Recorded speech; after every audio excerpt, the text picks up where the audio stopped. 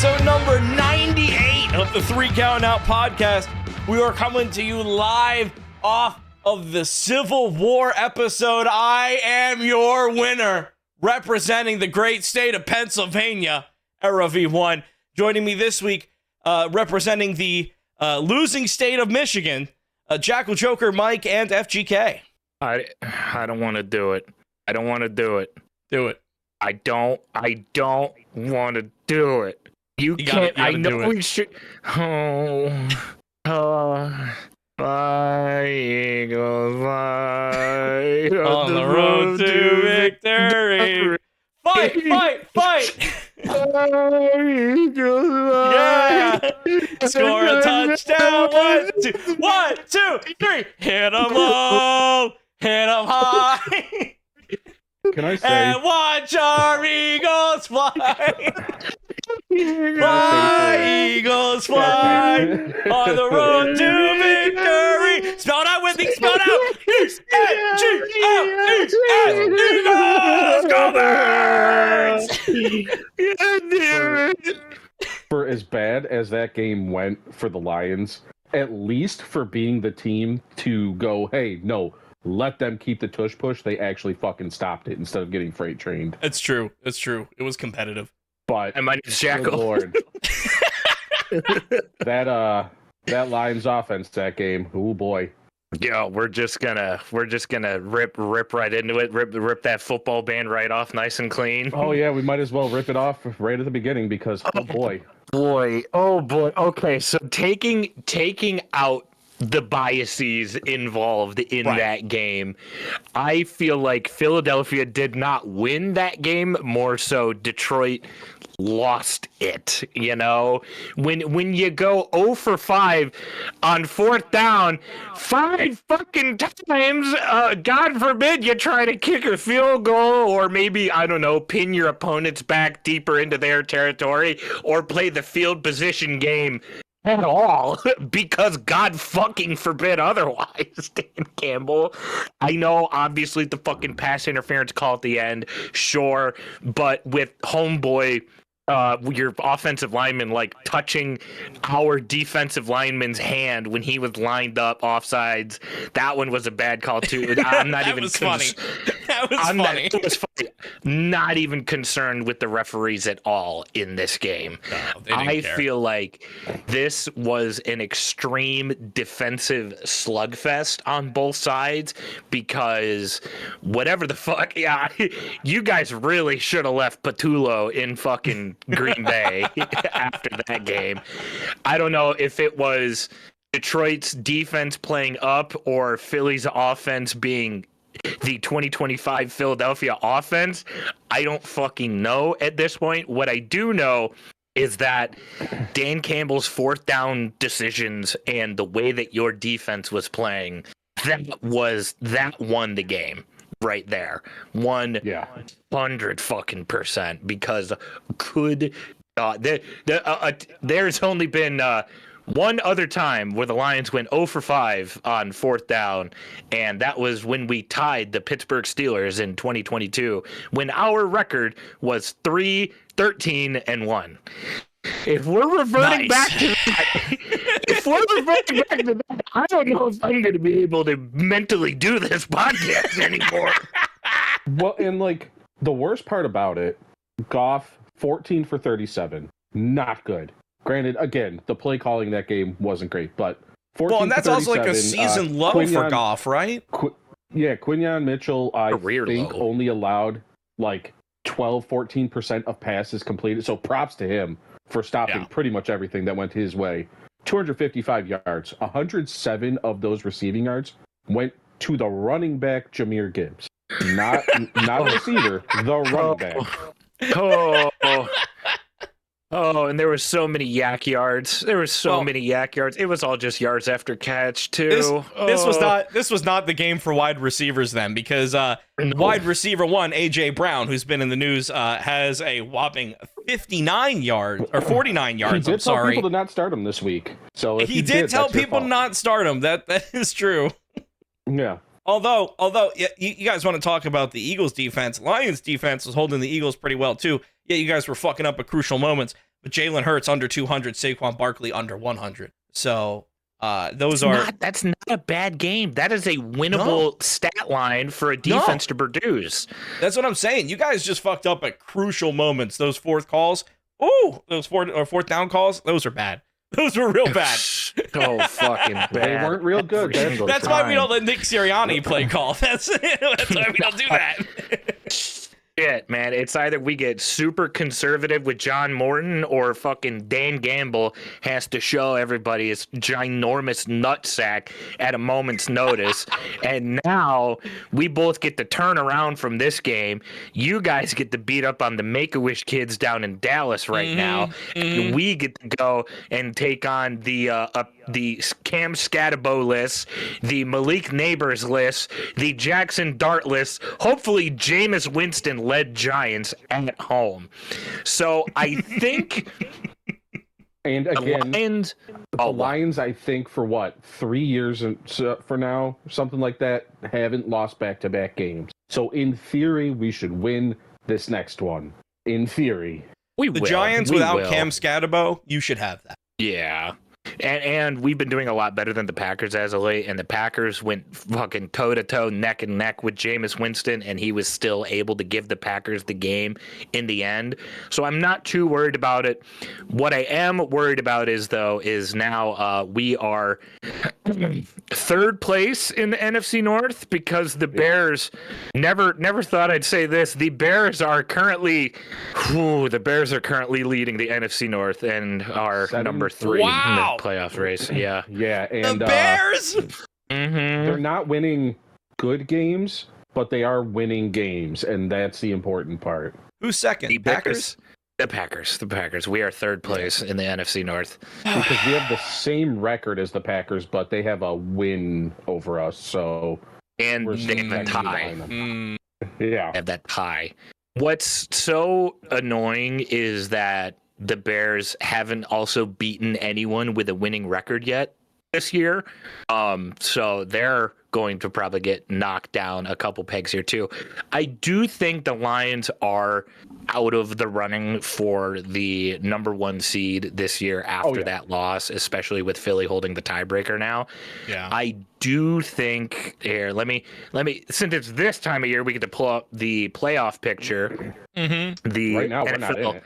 Playoff predictor. That is crazy. Both the Lions and the Chiefs, who were the respective number 1 seeds last year, are not included. If the playoffs were to start today, both the Lions and the Chiefs would not be involved in the playoffs, which is fucking absurd to me. I'm okay with the Chiefs not being involved in the playoffs, but the Lions, that one hurts a little bit. Because I remember just a couple years ago when we were talking about how it was the time for your team. And right. I don't want to say the window's passed, but it kind of feels like it may have.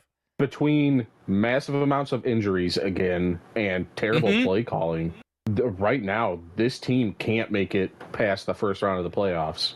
That's just how it is. I mean, there's so many injuries again. I don't know what it is about this team or about what's going on, but like legitimately, I feel like our team and the 49ers are the two that are the most hurt. And the 49ers sacrificed to at least get Christian McCaffrey, who's winning them games.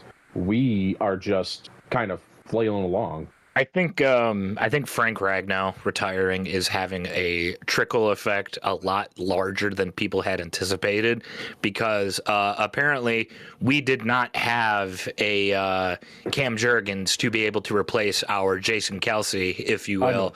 Because Graham Glasgow bumping over from his guard position. Graham Glasgow can play center. I chose my words very carefully there. I didn't say that he was a good center. I just said that he can play center. He is capable. Yeah. Yes. He can hike and block. That's all. The biggest difference outside of the play calling and injury, sure, is that offensive line, and our offensive line is significantly lacking than what it was in years past.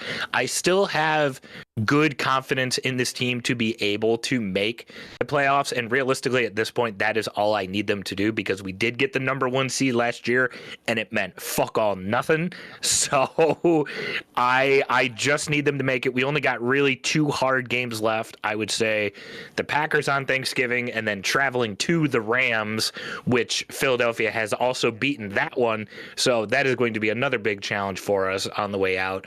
I am not holding my breath, but I would be very excited to inevitably get that Philadelphia versus Detroit rematch in the playoffs down the line. So what's the playoff picture looking like? What is there a path at all for the Lions to even get there? Oh, very much so, because according to the NFL.com playoff predictor standpoint, since we are both in NFC fandoms respective, we will only talk about the NFC. Let me give you some numbers here. The Eagles are at the moment the first seed, first place in the NFC. If you guys lose to Dallas this weekend somehow, you still have a 99% chance to make the playoffs this year. Go Birds! So you guys are essentially a lock. You guys are now competing for the number 1 seed. Second place is the Rams. They are also current 99% projected to make the playoffs. In the number 3 seed is the Bears. Here's where the Lions window is still available. The Bears' current projected percentage to make the playoffs is only 59%.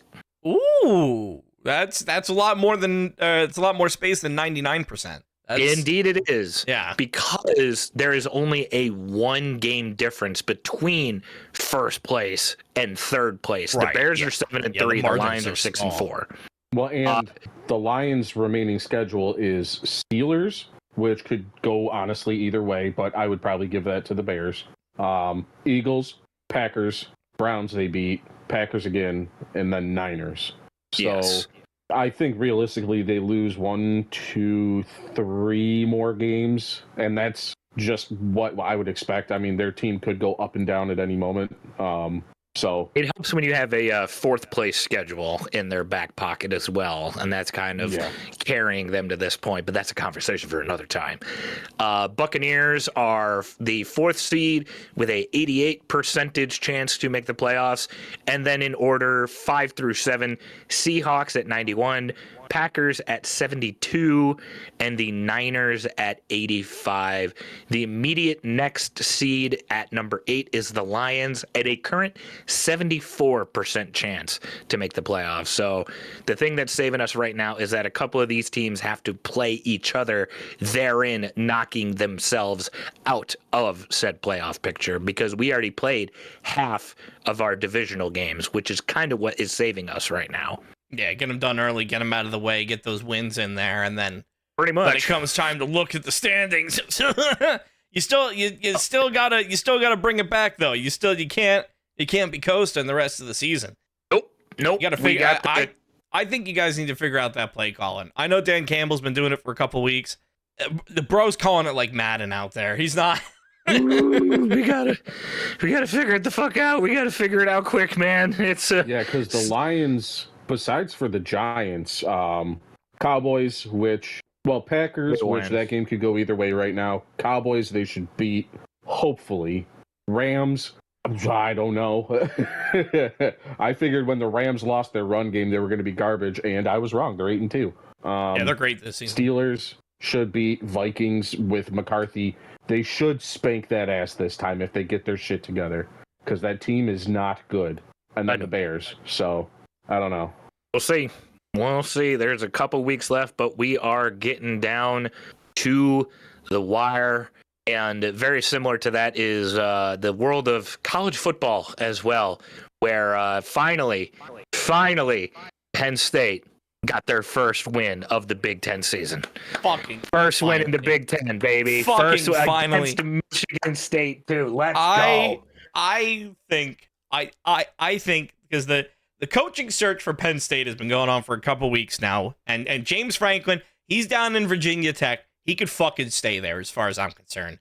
I think Terry Smith, it's taken him a while to get a win under his belt, but he is a Penn Stater. He knows what this program is. He's been a part of the football program.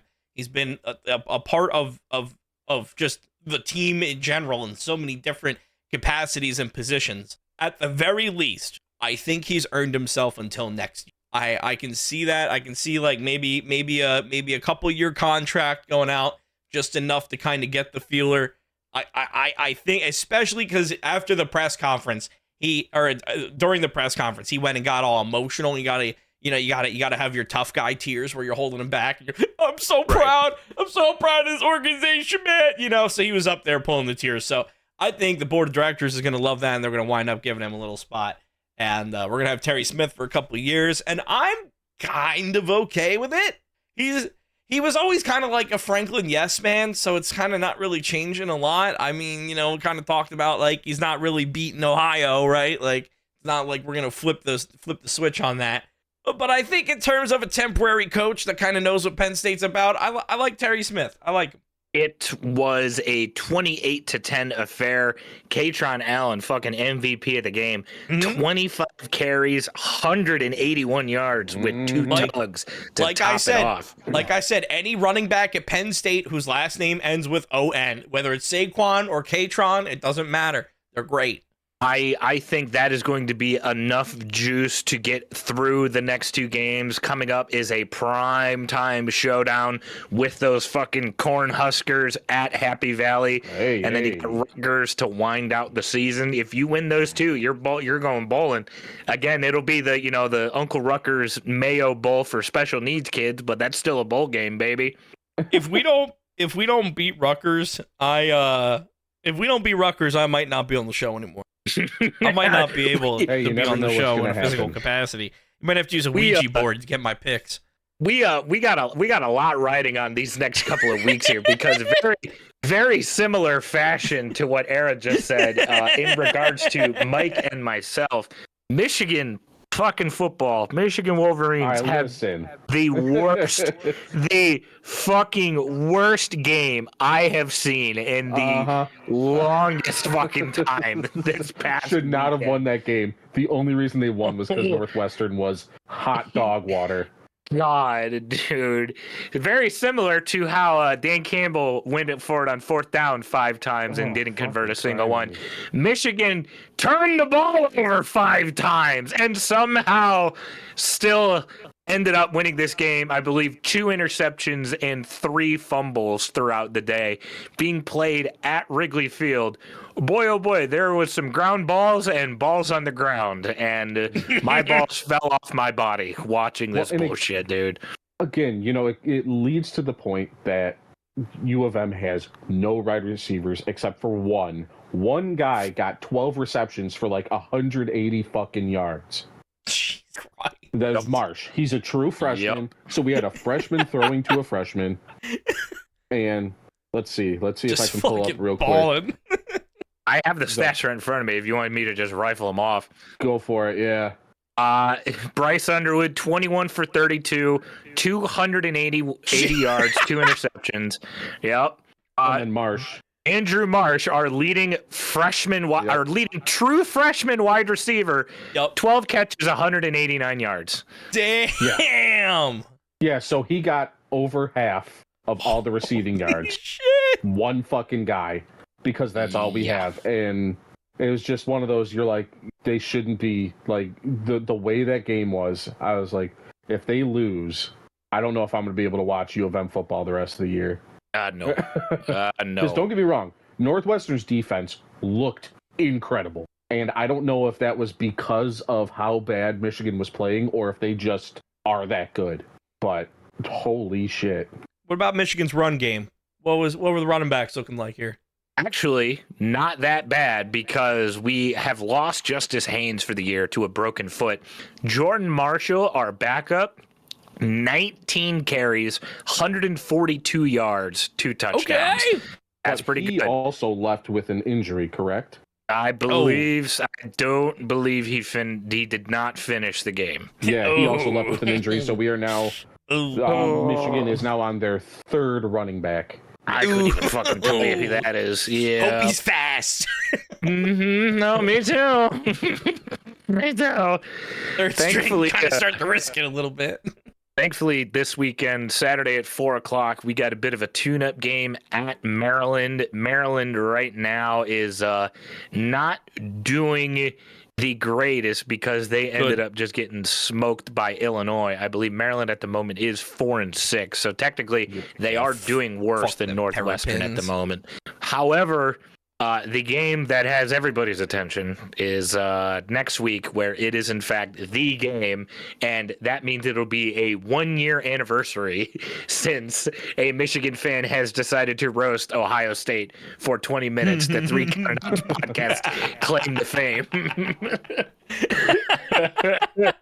So hopefully I get a chance to make that video again, because I got that whole weekend off. So here, fingers crossed, I get a chance to make that video again, because oh my God, I hope I get the chance to.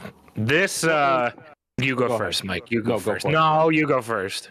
Oh no, I was just gonna talk about the surprise of the weekend. Well, I guess not surprise, but the kind of upset, I guess, of Oklahoma and Alabama. Oh, that's right, because Kalen DeBoer turns out can't beat Oklahoma.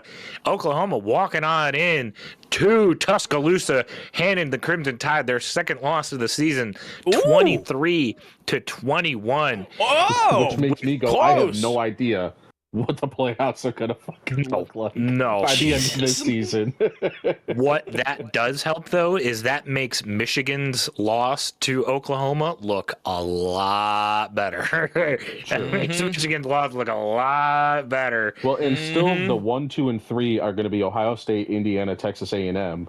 But then who's 4 now? Georgia, I think? Also, Texas A&M should have lost that game, but they didn't. Texas... I thought the way that game started, I was like, wow, South Carolina's going to win. If you were not watching college football this weekend, on a quick side from the college football playoffs, I believe at halftime, Texas A&M was down to South Carolina 30-3 at halftime. Yeah. Nice. Yeah. They 10 times out of 10, they should have lost that fucking game. Yeah. Hell of a second half.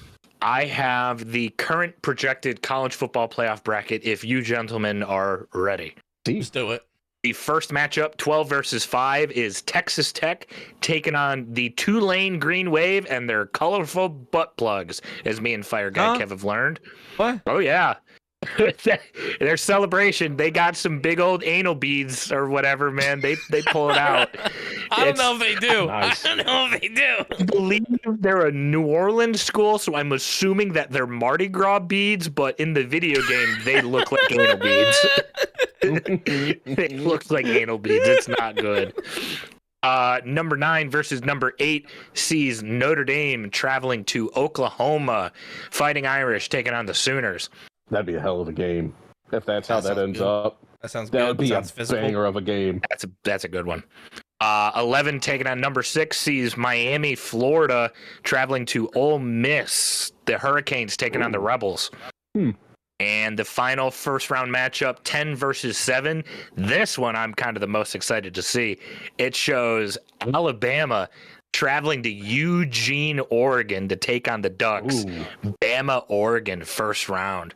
That's a sexy one. That's like taking the schools that I hate the most and putting them... Just sticking them right into one matchup and just say, kill each other. Please. And then 1 through 4, Ohio State 1, Indiana 2, Texas A&M 3, and Mike, to answer your question, Georgia would be number 4. Okay. Because they are the projected winner of the SEC, because... That's fair. Actually, wait, wouldn't Indiana get bumped out then? Because technically 1 through 4 are reserved for conference winners, is it not? I don't know, I always but thought I mean... so. I thought that the way it was last year. They're undefeated so far, so I don't know.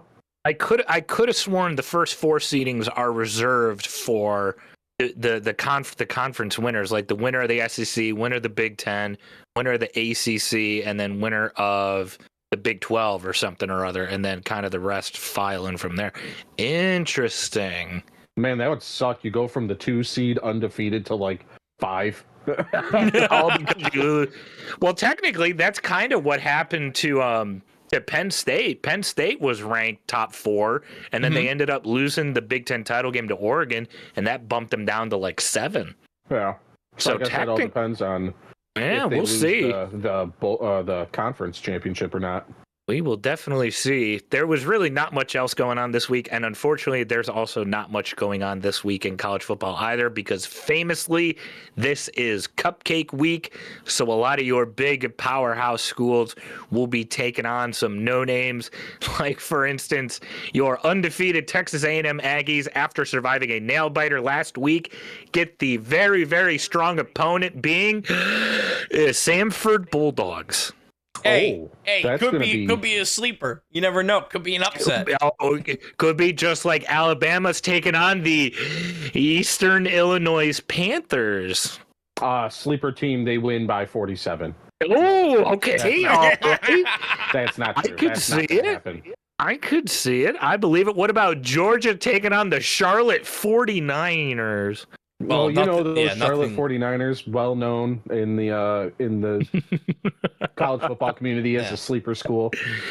I was gonna say nothing against the 49ers, but if your name is the 49ers, you ain't winning. So I think that one's actually a safe one. There's a whole song, dedicated to the 49ers. I think that one's actually a safe one. That's definitely a Cupcake Week one. I would say so. We have 2 ranked, unranked matchups this weekend. We'll do a quick lightning round of pick'ems, then we'll switch everything on over to the wrestling world real quick. The Missouri Tigers traveling to Norman, Oklahoma to take on the Oklahoma Sooners. 22-8, Saturday at high noon. Missouri, Oklahoma. Mike, who you got? They haven't failed me yet. Boomers, Sooners. Oh, doing JR proud, era. Yeah, I mean, I gotta stay consistent. I am a Sooners fan if there's gonna be anybody in this match. Plus, I don't know shit about Missouri. I don't know. I don't even know what that fucking is. I don't know what a Tiger is. I don't know. Give me the Boomers. I really enjoyed everything that Missouri had going on earlier in the season, up until Bo Pribula got his leg snapped clean in half in the Alabama game, and they kind of haven't really done much of nothing since then, unfortunately. So I do probably think Oklahoma's going to take this one here, and the more that Oklahoma keeps winning, the better Michigan looks, in my opinion. So we'll say that as it is. And the only other ranked matchup that we got this weekend is the number 15 USC Trojans traveling to the aforementioned Eugene, Oregon to take on the Ducks. USC, Oregon, Saturday, 3:30. Mike, who you got? Give me the Oregon Ducks by about 1 million. I want to see that duck passed out on that push-up board he does. I want that score to be 72-36. Now, I like the Duck, but I'm still holding a grudge from last year. So I like the Duck, but I don't want the Ducks to win. Give me USC.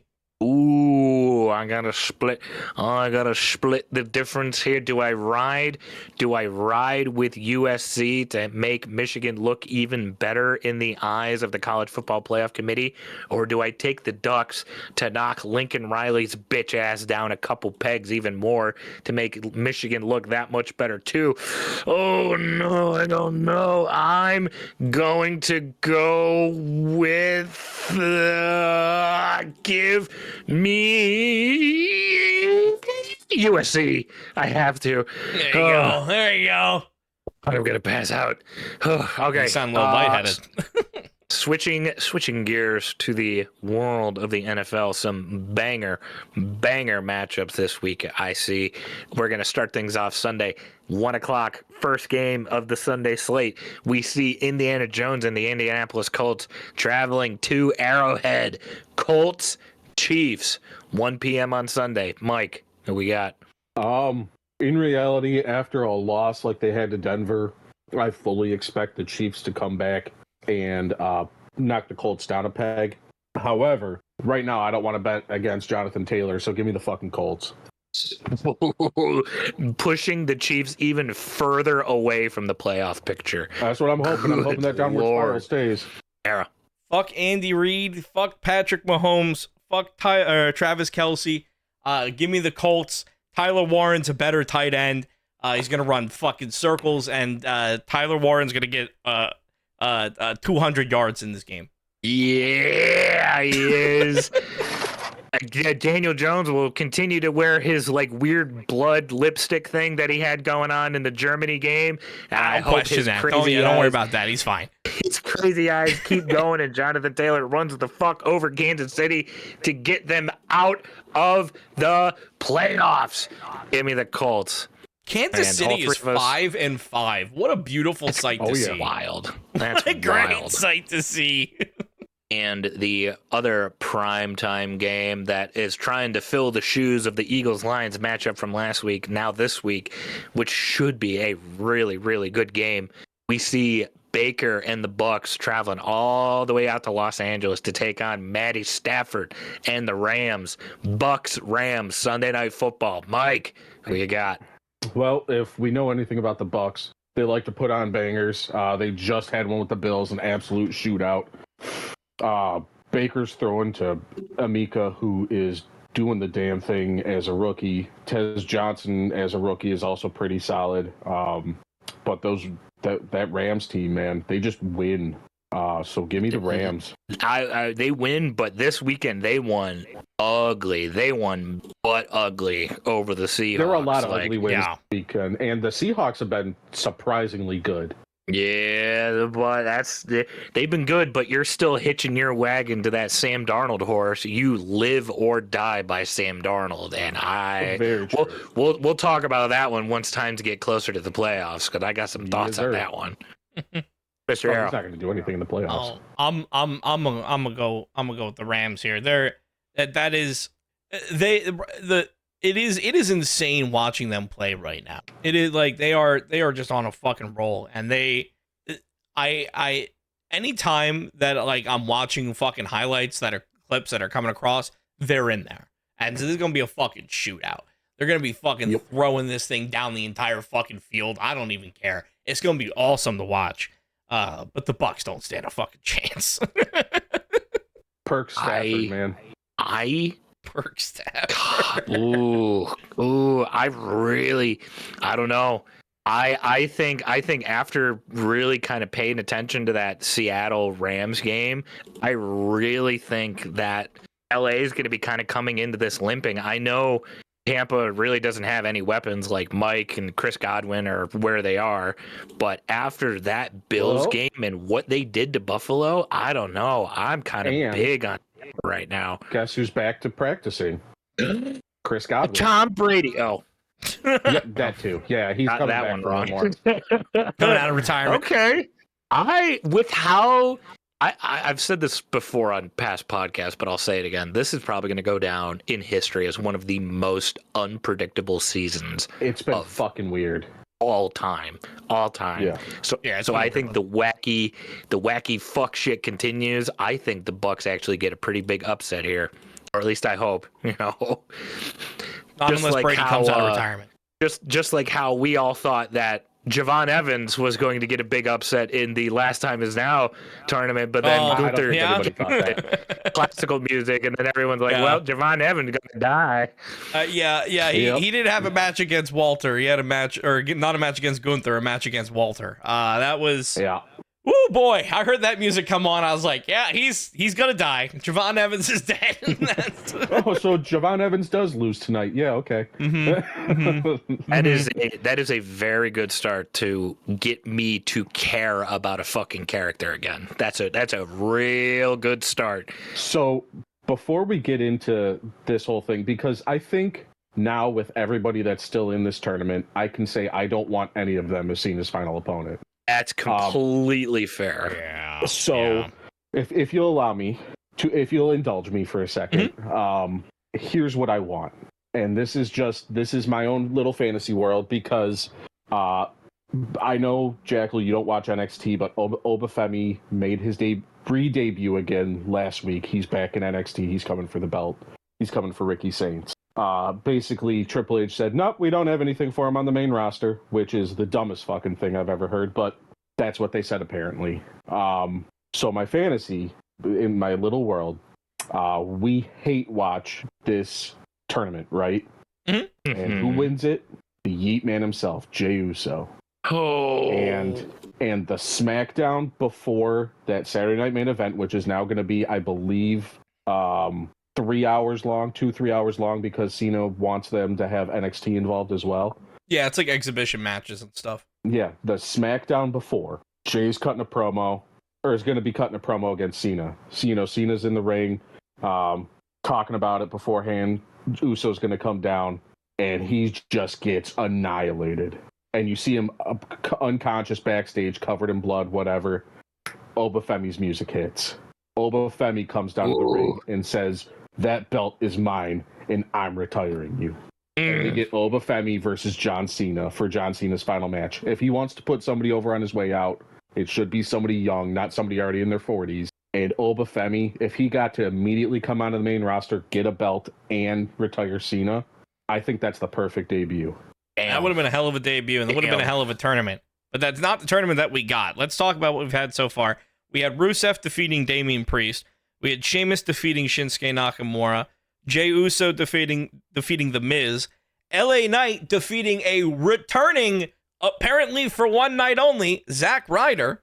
Gunther murdering Javon Evans. Solo Sikoa defeating a also apparently only returning for one night, Dolph Ziggler. I almost called him Nick Nemeth because made the Samoan Spike look fucking dangerous again, though.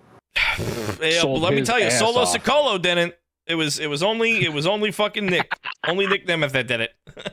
Solo just hit him with the palm. Didn't even hit the actual spike. But Dolph sold his ass off, and I want to keep calling him Nick Nemeth because he's Nick Nemeth. He's done all this work in TNA. He's Nick Nemeth. Then we had Bronson Reed going up against Carmelo Hayes. That's going to happen this week on SmackDown, and then also this week on SmackDown, Penta versus Finn Balor. So the quarterfinals that we're looking at right now, what we know so far, we're going to have Gunther versus Bronson Reed or Carmelo Hayes next week on Raw. Then we're going to have Solo versus Penta or Finn next week on Raw. And then the two that we know are Rusev versus Jay and Sheamus versus L.A. Knight. Yeah. I think no. And that's why I think my booking is better, where he's not even a part of the tournament. It is. Comes out, destroys the winner, and that's what we get, because fuck does this suck. It's so bad. Looking at who's here, because obviously they had two mystery spots, could have gone to anybody, didn't go to Joe Hendry. Don't ask me why. But no, he's busy in a Nothing Burger feud on NXT. He's gotta go like pop out of cakes with Thea Hale or whatever. Good for him. Out of anybody on this list, NXT too, so you know. Yeah, out of anybody on this list, out of anybody here, I would like it to be like a Penta or like a Rusev, somebody who still has plenty of time left in their career. They kind of have this, like right now they're kind of known for just having good matches. There's not really a lot of like character. There's not really a lot of talking. And you can kind of, by being the John Cena guy and by getting a lot of the PR behind you, you can kind of get some practice there. So I'd like to see somebody like that. I mean, obviously there was already the moment of it's John Cena and LA Knight apparently already doing the whole torch handoff thingamabob, like the last time John Cena retired. But I mean, maybe you could do it to him again, and maybe this time it actually counts. So I don't know. There's not a lot of great names on here at this point. No. Personally, no. I think if not Gunther, maybe Sheamus, maybe like from like a WWE booking standpoint. I mean, I don't know. It would make sense if you look at it that way. He won his first belt off of Cena relatively early in his career in that tables match. That would track. That being said, it's one of those it would probably be another one of those matches where there's probably a bunch of gimmicky spots, and they would probably raise each other's hands at the end. It would be the 6-man tag match that we had on Raw, except instead of a 6-man tag, it's just them doing it themselves. And it'd be fine. It's just it's not the cheap pop I want. Like I don't want it to be anybody in this tournament. I want it to be somebody we don't expect, and it's just they are too lazy to do that.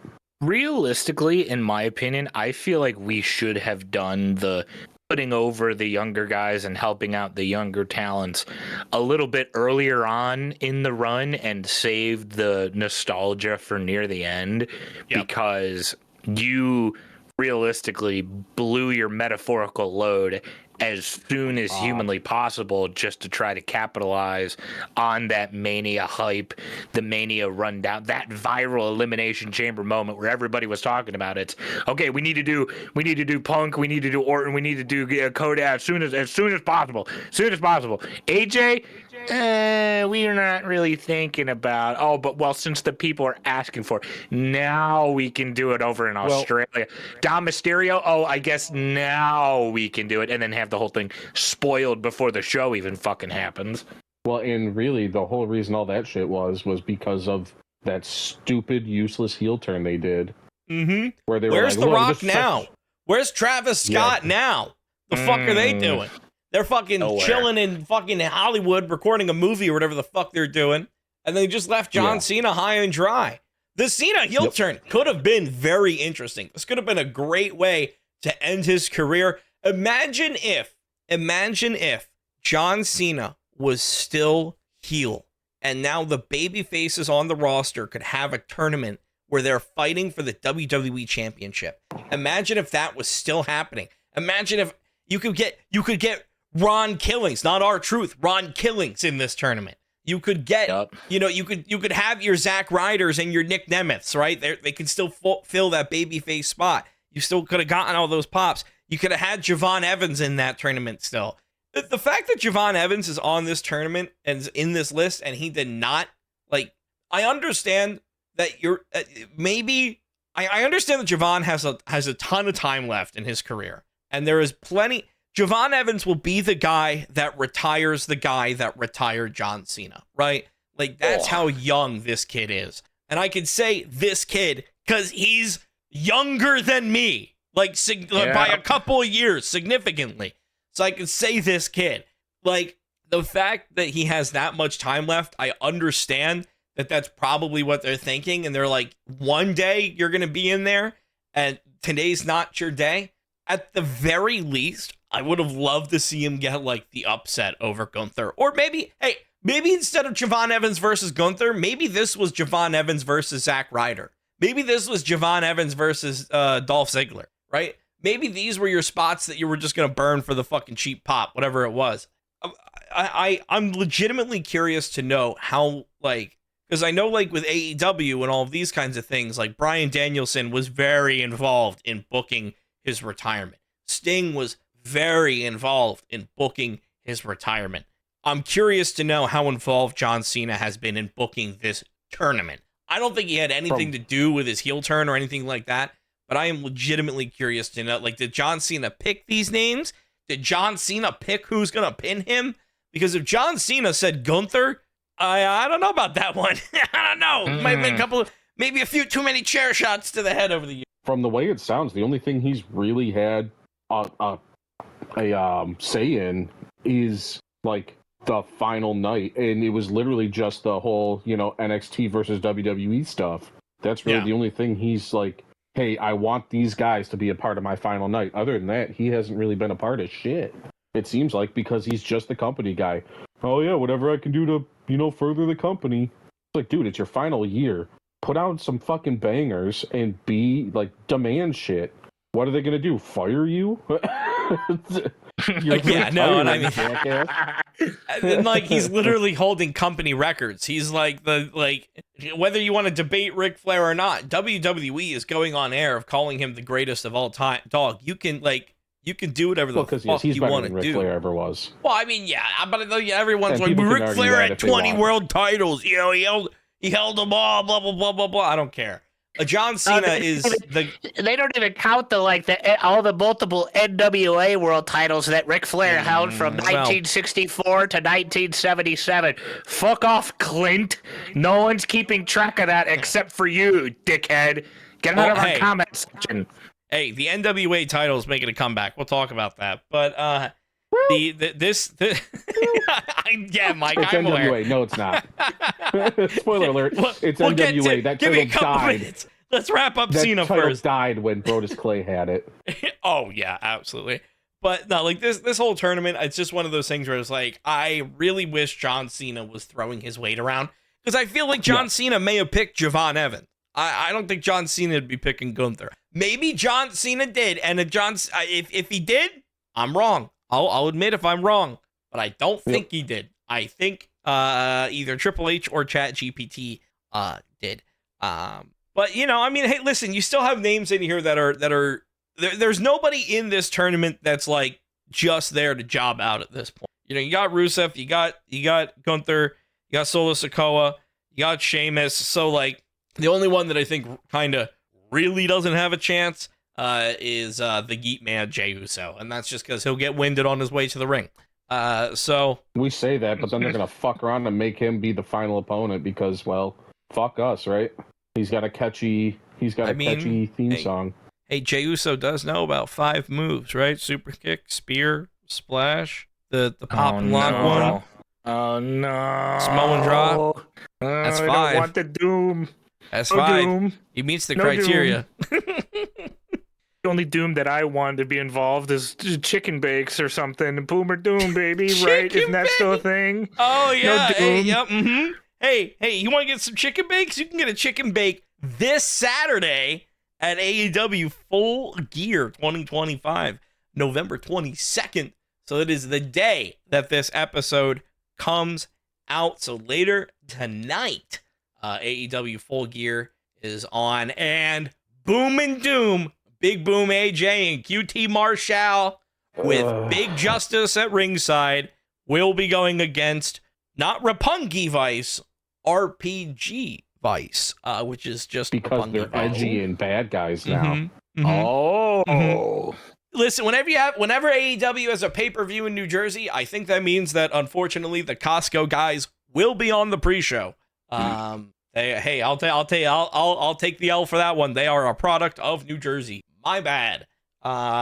It's fine. Someone's got to take ownership. I'm glad you are. Thank you. Yeah, but listen, it's always a good time whenever. Last time I saw a clip of Big Justice in a wrestling ring, he was getting choked out. So maybe he gets choked out again. I don't care who wins. I just want to see Big Justice get fucking tap out. That's all I want to see. Is even smaller, fatter boy going to be there? Oh, the Rizzler? I don't know. He's not advertised, but they do usually come as a trio. They do usually come as a trio. Show anyways, but fuck. Dude, if the Rizzler show, oh fuck, we gotta get rizzed. Speaking of Riz, whoever wins this next pre-show match is gonna get a nice little bit of Riz here, because there's a $200,000 4-way tag team match.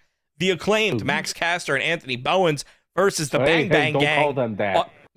They're the Acclaimed versus the Bang Bang Gang. Austin Gunn and Juice Robinson and the Big Bad Apples, Big Bill and Brian Keith. And then there's a 4th team, the Outrunners, who I hope win $200,000, because Outrunners, they got the 80s gimmick, right? So if you go to $200,000 from the 80s, that's a fuck ton more money. So they could really win it big here if they win this $200,000.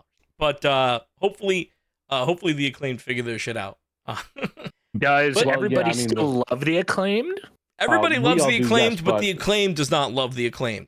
Oh, correct. Yeah, they still do not want to be called the Acclaimed. They are quote unquote not the Acclaimed. Max Caster is the trademarked best wrestler alive. He actually trademarked that. And Anthony Bowens is still the pride of pro wrestling. The 5-tool player, because he thinks that wrestling fans know what baseball. Not going over well. They've heard about it at least once or twice. That is correct. I have heard of it. Yeah. Yep. See?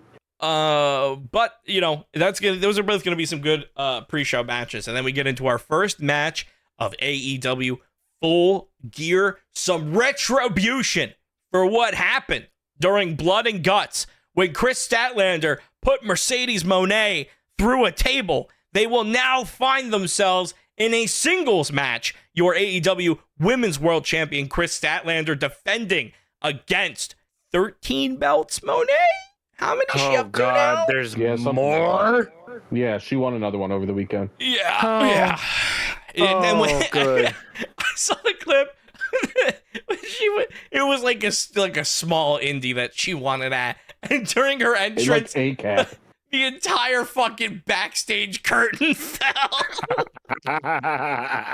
Like it looked like a fucking high school gym. Oh, it was so good. Nothing against the wrestling promotion. I'm sure they're great, and they probably put more butts in seats than I ever could. But goddamn, that was just so funny. Well, and apparently, we shit on the fact that she's taking all these companies' belts, but apparently for that company, that was the first time they ever sold that many tickets, and it was because of her. Well, like they straight up said, they were like, oh yeah, like before she was mentioned, like nobody was going to show up, and then all of a sudden we mentioned her, and literally we almost sold out, and it was like, oh, I mean, hey, she's selling, man, right? She's moving tickets. Anything is still higher than 3. So if it's a 20%, it's still a bigger number than 3. So kudos where kudos is due. But if if your set is falling apart while your meal tickets coming out, I can't imagine your sellouts too much. Yeah. Hey, listen. They had monopoly money. They were paying people, all right. That's the thing. This is an indie wrestling show. All their money went to Mercedes Moné. Nobody else got paid on that show. But now the question Mercedes is here, and everybody's like, "Fuck, give her my money." Well, so now the question is with this match, because remember, she's kind of under Mercedes Moné is under this. I can't win I can't lose until I lose on AEW TV thing. Well, this is AEW TV, and the question is not whether or not Mercedes Moné is going to win. The question is, does Chris Statlander's reign end already? I don't think so. I don't think so. I think this is the beginning of the end for Mercedes Moné. This is going to be the first pinfall loss, clean in the middle of the ring. Calling it now. In the middle of the ring, clean as day. 1, 2, 3. And then for probably, I think, the next, 3 or 4 months, it's going to be loss after loss after loss after loss for Mercedes Moné. That's what I think. I'll believe it when I see it. I am very much ready for that to happen. I think the little accessories of her coming out with her entrance, flanked by a lot of unpaid interns being able to come out and hold those titles for her. I am very much ready to slowly see the queen slip from her throne. But again, I've also been saying that when she had 9 belts, when she had 10 belts, when she had 11 and 12 and now 13. So we'll see. Yeah, she is the belt collector gimmick has been going on for long enough with Mercedes. I think it's time to pull the plug. AEW's had a history of belt collectors, probably most famously Kenny Omega, and Kenny Omega finds himself in a $1 million trios match. The winners will receive a $1 million cash prize to split 3 ways. But still a fuck ton of money. Kenny Omega is going to be teaming with the reuniting Jurassic Express. Not Jungle Boy, just Jungle Jack Perry. His nickname is just Jungle now. He dropped the boy. Luchasaurus, still Luchasaurus. And then the Young Bucks and Josh Alexander, because the Young Bucks have most recently joined the Don Callis family, just like the entire heel locker room of AEW.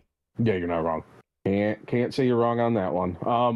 But I will say that I apparently missed some stuff, but apparently Josh Alexander is just going around hurting a bunch of people that Kenny Omega likes. Yeah. And so they're trying to build a mini feud on top of this. I was like, oh. Yeah, they're trying to build Jurassic Express and the Young Bucks, because you got Jack Perry and the Elite there. Then seemingly, yes, they are trying to do Kenny Omega versus Josh Alexander. I don't know how that would end up for Josh Alexander. I feel like Kenny Omega is in the nicest way possible on a completely different fucking level. Right, well, although I guess it depends on how his guts are feeling that day. If you catch him on an off day, you can pop him one. But I mean, Josh Alexander's been pretty damn good for a long time too. So they could do some good stuff there. Granted, that would mean Kenny Omega taking like 47 pile drivers. So we'll see what happens there. Yeah, he's I'm not just taking glad we still suplex as much. We still get another Kenny Omega match before all of his insides become his outsides. So I'm just glad he's still here. Progress, yeah, I mean this money could probably help pay for some health care. So maybe that's why he's in it. That fucking Canadian free healthcare, like it's free, but boy, oh boy, you gotta wait. There's a long waiting list. But speaking of the Don Callis family, they have not one but two matches here on this card because again, they are the entire heel locker room of AEW. The I guess the poster boy, the favorite child of the Don Callis family, Kyle Fletcher, your AEW TNT champion, defending against Mark Briscoe in a no disqualification match. This is going to be bloody. I can almost guarantee there's going to be a screwdriver involved, probably going into Mark Briscoe. It's going to be uncomfortable. Also, it's going to get a lot more fun because there's a stipulation on this match as well, not just for the TNT championship, but if Mark Briscoe loses, he's going to be forced to join the Don Callis family. And I think that's going to be fucking funny TV. I kind of hope he loses then. Yeah, no, that's what I'm saying. Like it's going to be really funny TV if he does. I think it's going to be maybe a little bit of like when Bryan Danielson was in the Wyatt family, and he a couple weeks playing along, but then you started to see the cracks. I think probably something very similar with Mark Briscoe. Maybe like a week of playing along. What if instead we actually just get like a full on? What if he like enjoys it and we get a full on heel Briscoe? Ooh, I'm intrigued, but I'm not hard. If we get heel Mark Briscoe, he's gonna have to be like Ring of Honor Mark Briscoe. He can't be doing this fucking AEW redneck kung fu conglomeration bullshit. He would have to really fucking tighten up and be serious. Because right now he's just a little too goofy. I do think that Mark Briscoe could have a heel run. And you know what? When you're not, with no offense to Mark Briscoe, but when you don't have to cut a promo, when you don't have to cut a promo, it's a little bit easier to be intimidating. And if Don Callis is cutting your promo, it's going to be very easy to get some heat on you. So I think if they're going to do it at all, that could be how they do it. But personally, I'd really like to see just a little bit of fun. We all know that if Mark Briscoe joins the Don Callis family, he's probably not staying, right? So have a little fun with it. He would probably destroy it from within or something goofy like that. Start turning people against each other or like accidentally costing them their matches. And that would be great. I would love to see the conglomeration, they're kind of doing like their sitcom gimmick thing right now, where I don't really know how to describe it, but they kind of just have like their backstage skits and stuff. And I think that's a great way to do this. And you could have it kind of like a weekly episodic thing backstage each week. Mark Briscoe is going to have something with the Don Callis family. It was kind of like, like when all the Dom Mysterio, Liv Morgan, Rhea Ripley shit was happening. And it was like every single week you knew something was going to happen there. It wasn't necessarily wrestling related all the time, but something was going to be happening backstage.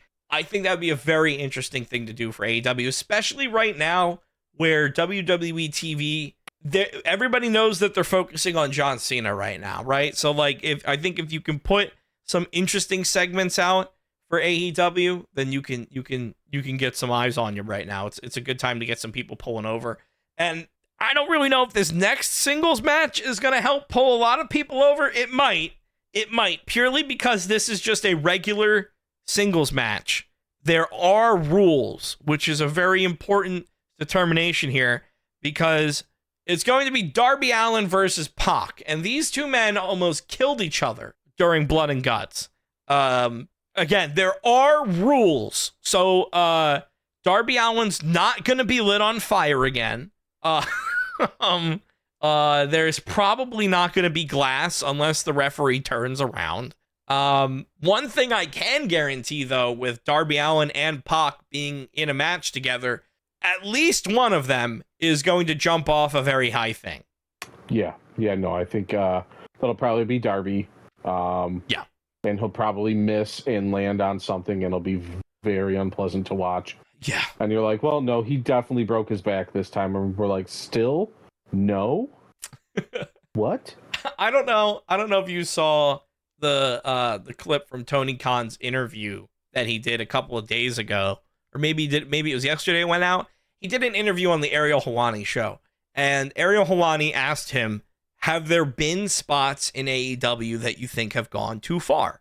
And Tony Khan said the only spot that he thought ever went too far in AEW was when Darby Allin jumped off the ladder into the pane of glass and sent glass into the crowd. Yeah. So I think the fact that Darby Allin hasn't died already is a miracle in itself. But I feel like we might see Darby Allin starting to get bound by some rules so that way he can't jump through panes of glass everywhere. Yeah, well, that and, it was one of the ones where he jumped off a ladder and he was supposed to land on somebody and instead landed on the steel steps. And I was like, you can't do that every week because your body will legitimately just fall apart. Or when he jumped onto the steel chairs and Jeff Hardy was supposed to catch him and didn't. Not gonna work out well. He can't get thrown down a flight of stairs every week. This match is going to be athletic, right? With these two dudes, you know that again, people are gonna be jumping off of crazy shit. Pac's jacked out of his mind right now. So, like, he's going to look like a fucking machine, especially when he's put in there with Darby Allin. Darby Allin's going to look like he has been murdered. In reality, this is probably going to be the easiest match that Darby Allin has had in, like, the past year. Because I can't remember the last time that Darby Allin was just in a normal-ass singles match with rules. I can't remember that. Yeah, fair point. I was trying to think. Well, I don't know. It's a very far and few between. He's one of those guys where they're like, "Hey, we're gonna make you do something weird," and he's like, "Cool." Yeah. Well, blood and guts. It's deathmatch season for AEW. So now that we're past the deathmatch season, now it's like, all right, Darby, we need you to be able to walk, dog. Like, just take a suplex. We're okay with that. So it's gonna be a fun match. Odds on him getting tased again? After the match, 100%. Okay, good. All right, just checking. Just guaranteed. Checking. Yeah. I don't think you introduce a taser and then immediately de-escalate to a singles match without the taser coming back. Maybe Darby Allin gets the taser. Oh, he does the tasing. Oh. Maybe for once in his life, Darby Allin actually gets to dish out the punishment. Another one. I'll believe it when I see it, but hopefully it happens one fucking day.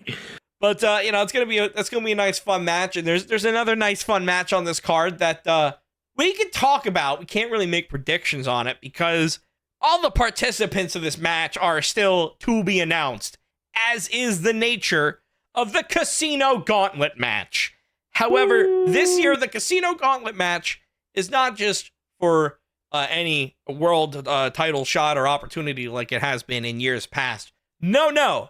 AEW, in their infinite wisdom, Tony Khan bumped another line of cocaine in the back and has decided that he wants to make his own AEW National Championship, which apparently carries the lineage of the NWA National Championship. I don't know how that one works because NWA still has a national champion. If you ask any of the people in NWA, they're going, well, that's not the real championship. We don't recognize it. This is bullshit. It's like, get over yourself. AEW has more views than current day NWA does because it's a joke. Relax. Yeah. NWA hasn't been good in years. Yeah. I mean, like you were, Aldis was there. Like you were saying earlier, the NWA championship has been dead since Brodus Clay held it. The Funkasaurus. So, who went on to talk like politics on Fox now he's News on and stuff Fox like that. News. Like, What a fucking turn. Good. What a fucking turn, dude. But all the participants of this match still to be announced. We don't know exactly how many people are in this match either, because it's the Casino Gauntlet match. It can end at any time. Participants are chosen randomly and go out at random intervals. AKA, Tony Khan does whatever the fuck he wants for 60 minutes, and we all sit there and shut up. The only things that are going to be determined are the first entrant, and that is going to be found out tonight between Bobby Lashley and Ricochet. Those are both great choices. Especially if you want to kind of, it's not a gauntlet match. It's you need to be in there and you need to fucking last. And I think Ricochet has the endurance and Bobby Lashley has the power where either one of those dudes can be in there. Yes, and I think both of them would make it more entertaining while being in there. So I think whichever way they go with that, whoever wins, it's going to be better for the gauntlet. But we'll find out in... Well, we might be finding out now. No. Well, I mean, one of the things that I wanted to do about this match, because again, all participants to be announced. That means it could be whoever the fuck we want. So take a shot. Who do you want to be the AEW national champion? Just throw a name out there. Any name. Georgia Bulldogs. The entire team? Not college. The entire team? It's a singles championship. Pick one of the Bulldogs. In a perfect mind, I want to say Kyle Fletcher, but realistic answer, probably Ricochet. I know. I mean, Kyle Fletcher is already the AEW TNT champion. Does he hold 2 titles? Double champ. Fucking Sasha has 18 of them. Give Kyle Fletcher 2. I don't want to encourage another belt collector, all right? God, we need to get them off of Mercedes Moné and move on. I think I'm hoping they put a belt back on Orange Cassidy, because him with a belt always equals great matches. Yeah, and Orange Cassidy did a lot for the what was it? The International, Intercontinental. Yeah. What were they calling it at that point? I don't know. Whatever the fuck they were calling it. Orange Cassidy did a fuck ton for that title, and defending it week in and week out immediately put it at the forefront of AEW. That's a great pick. Me personally, I think if Bobby Lashley is in this tournament, I could see him holding a national championship. That seems like a very Bobby Lashley title to have, especially because if they're going with like the NWA lineage, that means they're trying to go with some good old wrestling. So maybe not necessarily the lineage of flippy dippy Ricochet shit. If I want to do a fun pick, Danhausen. He hasn't been on TV in a while. Yeah, I don't know what's going on with him. I don't know what they're doing with him. Well, you see, Danhausen is friends with CM Punk, so that'll do it. He can't. He's not allowed. Not officially, but he's kind of getting the Colt Cabana going on, where like Colt Cabana's around AEW, but he's not on TV. Danhausen is around AEW. He's on a lot of their TikToks, not on TV. Not on TV. But I mean, hey, why not throw a nice little fun pick in there? And I'm sure, a title that has the NWA lineage, that would go great with Danhausen. That lines up perfectly. I like that you stop believing in yourself halfway through the fucking sentence. We gotta let's move on from that one. Just a weird match in there. I mean, that's just gonna be a fun one. But we do have a couple more matches here. We have a tag team match for the AEW World Tag Team Championship. My favorite tag team currently, your AEW World Tag Team Champions, Brodito. Going up against FTR, Big Stoke in the corner. FTR just had a run-in with, get this, in 2025, Ricky the Dragon Steamboat. Yeah. Showing up on AEW TV. Who then went on record saying, I don't know if that women's blood and guts did too much. It was doing too much. Yeah. Yeah. Apparently, it was supposed to be Ricky the Dragon Steamboat and Ric Flair going out for just like appreciate the legends type moment at Blood and was Guts. it awful. But apparently something happened to Ric Flair where he could not fulfill that obligation to the point where he felt it necessary to even put out like a tweet being like, yo, I'm sorry. Which for Ric Flair to apologize on missing something happened. I don't know what happened, but something happened. But then we kind of just got Ricky the Dragon Steamboat just literally improving it with FTR, and goddamn, it showed. Yeah, they were just kind of like riffing off each other, and it was like, hey, you know what shouldn't be happening? This. Yeah, and then it's even better because as they're saying all this, Tony Schiavone's standing in the ring because it's AEW. You have to have the guy holding the microphone there. You can't just do this shit backstage. So they have Tony Schiavone standing there, and anytime the camera got just far enough away where you could see, because he was trying to stay out of the shot, professional. But once the camera got just far enough away where you could see Tony Schiavone's face, he looked confused. He was like, what the fuck are y'all talking about? And this served absolutely nothing going into this match against Brodito. This was purely just to fill time. I really would have liked to see this turn into something where maybe it was Brodito versus FTR with Ricky the Dragon Steamboat as the guest, or as the guest ref, or as the manager or timekeeper or whatever. Like, I would have liked to see it turn into something that way. Maybe he's there at Full Gear. I don't think so.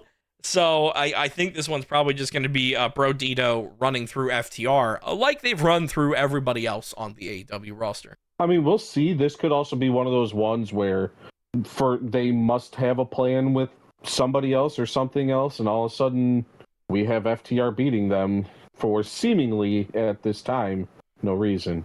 I mean, Brodito right now, I feel like you still got some time left. I feel Brodito, to me, feels like a tag team that you can have split naturally, and that's the reason why they lose the belt. I don't think you necessarily need to have like another team be better than them. You know what I mean? Like, so I agree, but it's AEW, and every now and then they still do weird AEW shit. Yeah, I guess, it depends on whatever Tony Khan smoked. But you still got a lot of time left with Brodito, I think. And I'm biased. I love Brodito, but I think you still got some time left. I guess we'll find out. I guess we will. And the main event of Full Gear, a steel cage match for the AEW Men's World Championship. Your reigning, defending AEW World Champion Hangman Adam Page stepping in the steel cage with Samoa Joe. This is a main event that has me excited. This is a steel cage match where the cage is not coming down so that way somebody can escape. No. The cage is to keep these men contained because they are animals and they are going to rip each other apart. This is going to be a hell of a fucking match. And if you're going to kill Hangman Adam Page anywhere, give me Samoa Joe breaking the neck of Hangman Adam Page in a steel cage match. Like, just go out there and fucking kill him. Write him off TV. You can have him come back in however many months from now. The valiant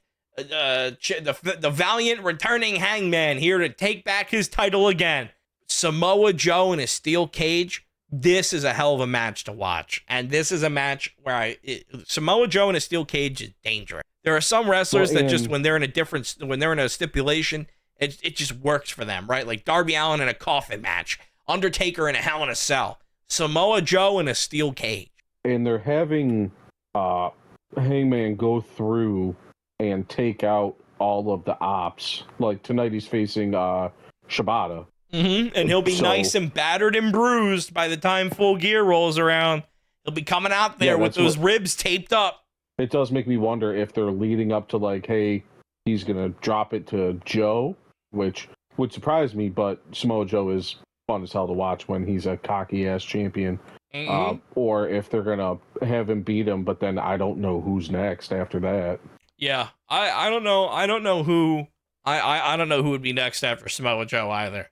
I feel like you have some people that are you have like Samoa Joe is like the final boss of AEW. And I don't mean that in like a rock way. I mean that in like every champion at some point has come to face with Samoa Joe. And Samoa Joe has beaten a lot of these champions. He's been a champion in AEW and Ring of Honor and WWE and anywhere else that he's gone many times. So I don't think that there's anything wrong with just having a beaten up Hangman get fucking murdered by Samoa. I think that is totally doable. And especially if he's going up against Shibata, if he's going up against Powerhouse Hobbs, and then getting to Samoa Joe, this is Hangman Adam Page we're talking about. He is a deathmatch champion. You know, he burned down the house of Swerve Strickland, but he can't hit a buckshot if there's a steel cage. Well, never say never. Can he? Is that physically possible? Hey man, it's Hangman. It's the Hangman. I think anything's possible. Jackal Hangman versus Joe in a steel cage. Who you got? Makes me nice and titillated, makes my senses nice and moist, knowing that Samoa Joe's getting a title shot in the year of our Lord 2025. And the rumblings and the way that you two are talking about it, it sounds like in the 2025, about to be 2026, CM Punk and Samoa Joe are about to be fucking world champions in two respective companies. Jim Cornette's going to be in a fucking coffin if that's the case. I am so excited at the possibility of that, and it really just makes me also appreciate the time that we have left with these dudes, because there's not much left. Punk, Joe, AJ, Cena, like this wave of people, they're on their way out, and I'm glad I have the possibility of seeing one more world title Samoa Joe run before he goes. Yeah, and I mean, it's listen, that has been the feeling in AEW, that has been the feeling in WWE, that has been the feeling in NXT, that there is a new generation about to come up, and that is like, John Cena having his final hurrah. He's using that as an opportunity to have an exhibition match of people in NXT. The people in NXT aren't going to stay in NXT. Like, there's going to be some people that go up to the main roster, but some of those guys are going to go to AEW. Some of those guys are going to go to other places. Some of those guys are going to bounce around the indies for years and then wind up wherever they wind up. And so it's like, I think, I really think that, like, John Cena using that as an opportunity to have exhibition matches, it shows that he has his finger on the pulse. And I mean, AEW has a ton of young guys. Like, they've been working on these Jack Perrys. They've been working on these Darby Allins. They've been working on, these guys that are going to step up and are going to be around for a while. I mean, let me rephrase. Darby Allin will be around for a while, provided he does not kill himself. But everybody else should be around for a decent amount of time. So, like, we think Hangman's good right now, but Hangman has plenty of time left with AEW and WWE. And then they also have people like MJF just sitting there doing nothing right now. So there is a lot of talent up and coming. So appreciate the time that we have with these guys, but then also look at the talent that's coming up and get excited for that, because that's going to be extremely exciting to watch over 2026 and the years to come. And I think Hangman Adam Page is definitely, whether he's in AEW or WWE, oh boy, he's going to be one of them. He's going to be a name that is up there. Plenty of world championships left for Adam Page. But that's Full Gear, baby. That's Full Gear. Everything from the Rizzler to a steel cage match. You got it all. Nice and condensed, all centered in one pay-per-view for you to watch this Saturday night. The AEW immediately jumping from deathmatch wrestling to giant pay-per-view arenas. And I think next after this is World's End. So another pretty big one for AEW. A lot of big business going on for Tony Khan and his many lines of cocaine. There's about to also be some big business going on for us over at the 3 Count Out podcast, because this was episode number 98. So we are rapidly approaching episode 100. Make sure that you follow, subscribe, hit the bell icon, hit all the buttons, do all the things that you need to do so that way you are notified when episode 100 goes out, because episode 100 and beyond is going to be an amazing time for us. So you don't want to miss it. If you want to find more of me, you can find me over at twitch.tv/EraV1 or youtube.com/EraV1Music. Jackal, Yes. where can they find you? They can find me at Era's house rubbing his feet because the bet that we made also included foot rubs to the winner. And since I lost, that means I got to do the foot rubs. When are you coming over? But if that doesn't work, twitch.tv/JackalJoker, youtube.com/JackalJoker works just as good. When are you coming over? I'll take an everything shower. I'll start leaving now. Yeah, Okay. he did See you in a not read couple the hours. fine print on that. No. GZ Pete. But hey, if he didn't read the fine print, you can find me recording what Jackal's really going to have to do when he gets there. That's behind the paywall. That's behind the paywall. If you want my body and you think Different I'm website. sexy. That's our own pay-per-view. Yes. I mean, I'm so glad we were able to get Kevin here. And I'm so glad we also all came to the conclusion of not taking off the duct tape off of his mouth the entire time. So he was just sitting there watching us and listening to us talk about everything. He's just fun to look at. You know, we don't need to have him talk.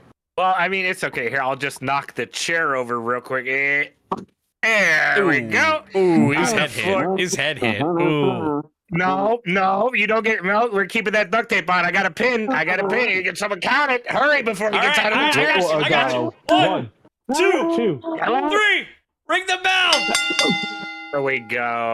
There we go. Okay, fine. End of the. I feel bad. You weren't able to say nothing the whole episode. You get to close things out right here. Let me. One. Words of wisdom.